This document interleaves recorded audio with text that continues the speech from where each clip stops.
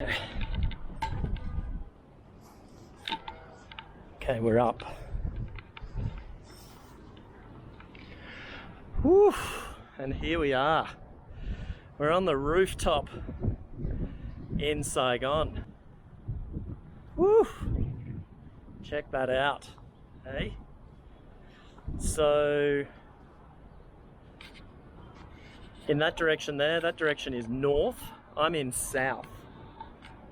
Saigon South. That's District 1 in the distance there. So here I am, this is where I live, and I'm on the rooftop here. So as I said before, people ask me where I live, so I thought it'd be better to come up on the roof when the place is full in normal times, you know, pre-COVID times. This place was full. So there could have been somewhere in the vicinity of 15 to 20,000 people just living in my address. Saigon has about 10 million people that live in it. And the country, Vietnam's population is around about 100 million. I grew up in a very small town, and I was just checking online how many people live in that town at the moment. And it's about 4,500 people. So that block there, this block right in the middle of the picture, and then my block here, which I'm on the roof of, this would basically house, actually maybe that block over there as well, would probably house the population of my hometown back in Australia of 4,500 people. So it gives you a bit of an idea of the scale of this place and how many people live here. 10 years ago when I moved into this area, pretty much anything beyond my block here wasn't there. So you've got the two buildings on the left hand side and the right hand side of the screen. In between that wasn't there. So that gives you a bit of an idea of the scale of development. Over the back there as well, none of that was there. Most of those blocks further on in the distance there, and certainly these blocks here towards the sunset.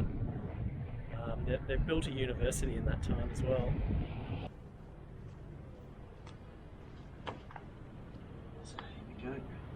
So I got the oven mitt. Yeah, it's the only thing I could think of. And got my favourite beer, mixtape. Beautiful beer, locally made.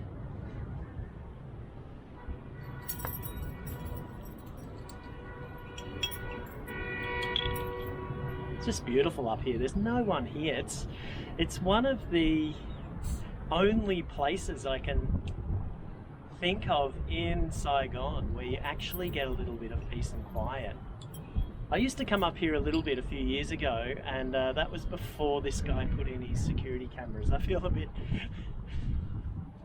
at unease with his security camera. He's probably watching right now, but anyway.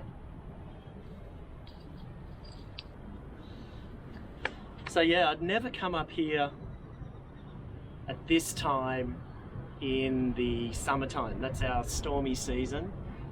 We have storms that just drop right on our head.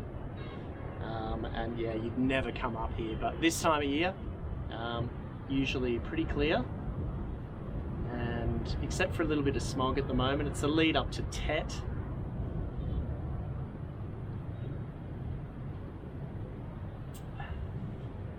Ah, yeah. It's not a bad way to spend your Friday. Just the din of the traffic in the background. And it's, like I said before, it's one of the rare times in Vietnam where you get to be able to sort of hear yourself think. It's such a noisy city. But, you know, I'm used to it. I'm used to it now.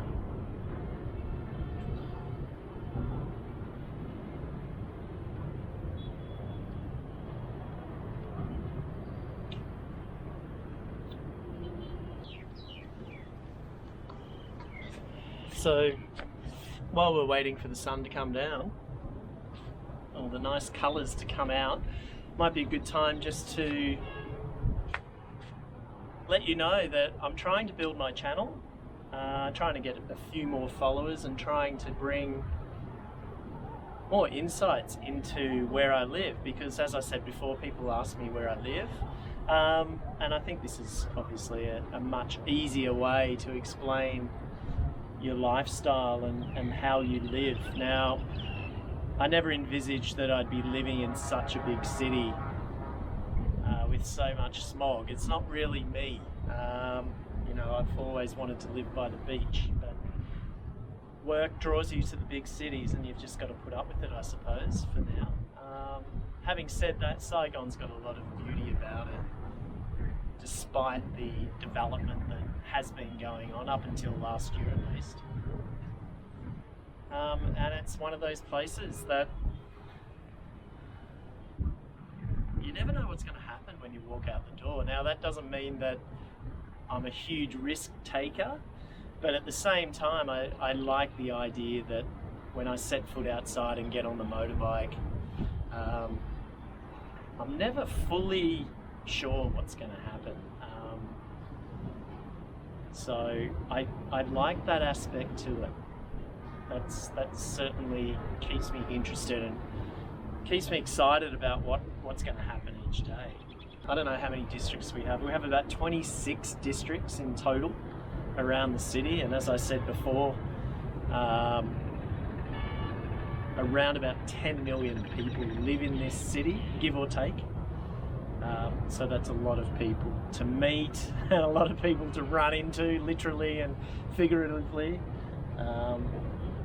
And that's also a lot of food. That's a lot of street food, and so I've been bringing you a lot of street food lately, and I'd like to bring more in the future, which I plan to do. At the top of these apartment blocks where I live, they have penthouses, and since COVID-19 last year, since it started, those penthouses, most of those penthouses, from what I gather, are empty, except for those ones with the plants there. That one in the middle of your screen there, it's occupied. This one at the top here is occupied. There's a fella over here. Let me move over a bit closer. He's got a full-on garden on the rooftop over there. Veggie garden by the looks, and plants. Look at that, eh?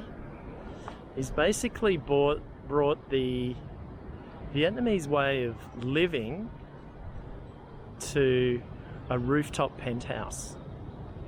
Look at that. Got a solar panel, water. You see these water towers everywhere. Water tanks. They're everywhere. And down there, just down there, that's a temple, believe it or not. You can probably just make out the graves down there. So I'm not sure whether that is earmarked for demolition at some stage, but it's hanging on there. So I'd imagine it's going to stay, especially given that there are people buried there. And yeah, just in between the two buildings here, that's pretty typical of Saigon.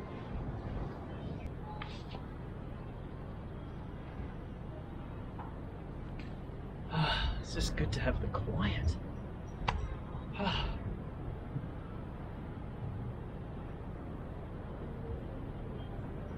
One of the few spaces I have by myself.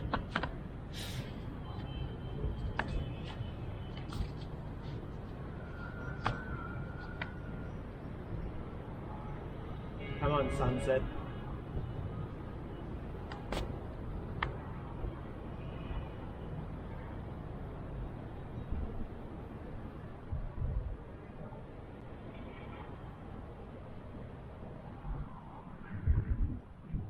Hope it's not a flop. I was going to come up last night and I thought, no, it's going to be a flop, and then I looked out my window and it was pretty magical. So let's hope we get one tonight.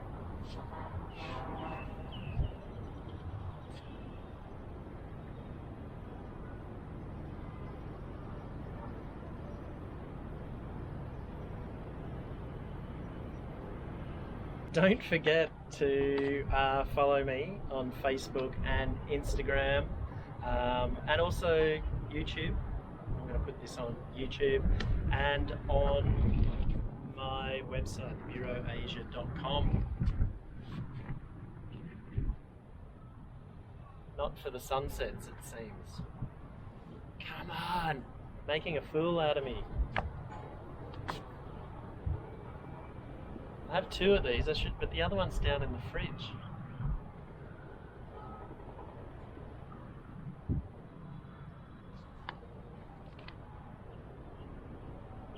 Okay, we might get something come up. So in some other exciting news, I'm off to Vung on Monday morning, and I'm going to catch up again with my good friend Mr. Din, who was in my snail or op video from Vung in December. I think it was December that I was there. So I'm going to catch up with him. We've got a couple of interesting stories on the boil that we're going to do together, and I'm going to stay at his really cool little homestay called Coco Homestay, right on the beach, right on Ha Long Street. So I totally recommend that, to stay there. Have a think about staying there next time you go to Vung Tau, if you're watching this and you're living in Vietnam, or even when travel resumes. Mr. Din is he's a great guy. He's got a great little place. He's right on Pineapple Beach, so you can rent a room, look out into the ocean, and then when the surf's up, it actually gets a little bit of surf there, you can hit the surf, have a bit of a swim. It's a great little spot. So yeah, I'm catching up with him on Monday. I'm going to be there for a few days, and we're going to do a couple of hopefully interesting videos, unlike this one. Come on, sunset. The conditions kind of feel right for it.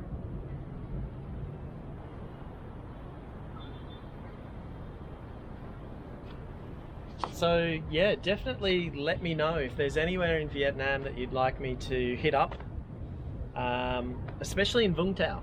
Actually, I'm going to have this video up before I go to Vung Tau, and if you live in Vung Tau, or you know it well, and you know of any sort of really awesome, cool, off the beaten track foodie places, let me know, or some kind of weird and wonderful experience, make sure you let me know, and I'll go and suss it out, see it for myself, and hopefully put together a video for it.